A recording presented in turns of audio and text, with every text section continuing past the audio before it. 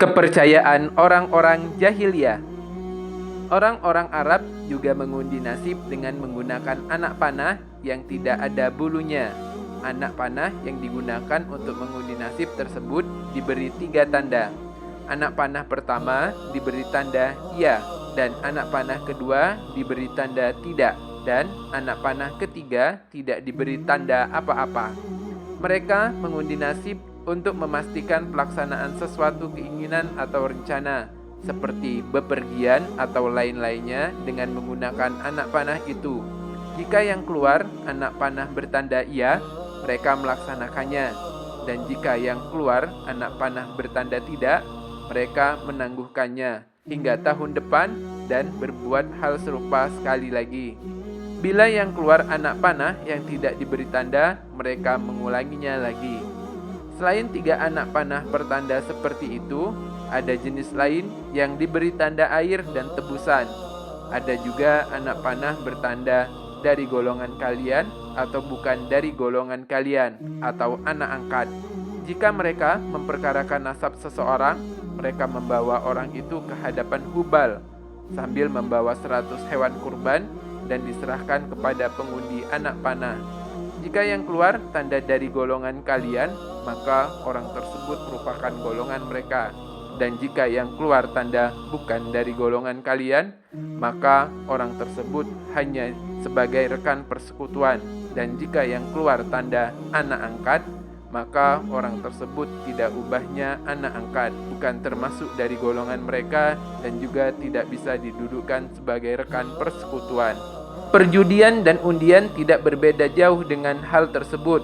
Mereka membagi daging kurban yang tidak disembelih berdasarkan undian itu. Mereka juga percaya kepada perkataan peramal, orang pintar, dan ahli nujum. Peramal adalah orang yang mengabarkan sesuatu yang bakal terjadi di kemudian hari. Ia mengaku bisa mengetahui rahasia gaib pada masa mendatang. Dan di antara peramal ini, ada yang mengaku memiliki pengikut dari jin yang memberinya suatu pengabaran. Di antara mereka mengaku bisa mengetahui hal-hal lewat suatu pemahaman yang dimilikinya. Di antara mereka mengaku bisa mengetahui berbagai masalah lewat isyarat atau sebab yang memberinya petunjuk dari perkataan, perbuatan, atau keadaan orang yang bertanya kepadanya. Orang semacam ini disebut paranormal atau orang pintar. Ada pula yang mengaku bisa mengetahui orang yang kecurian atau tempat di mana dia kecurian, serta orang tersesat dan lain-lain. Selain peramal, ada ahli nujum, yaitu orang yang memperhatikan keadaan bintang dan planet.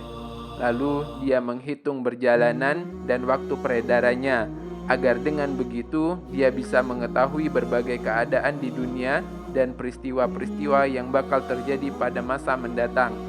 Pembenaran terhadap pengabaran ahli nujum pada hakikatnya merupakan keyakinan terhadap bintang-bintang, sedangkan keyakinan mereka terhadap bintang-bintang merupakan keyakinan terhadap hujan.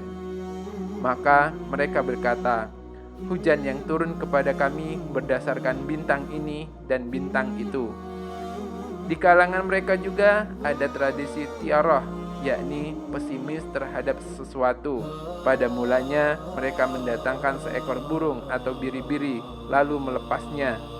Jika burung atau biri-biri itu pergi ke arah kanan, mereka jika bepergian ke tempat yang hendak dituju, dan hal itu dianggap sebagai pertanda baik.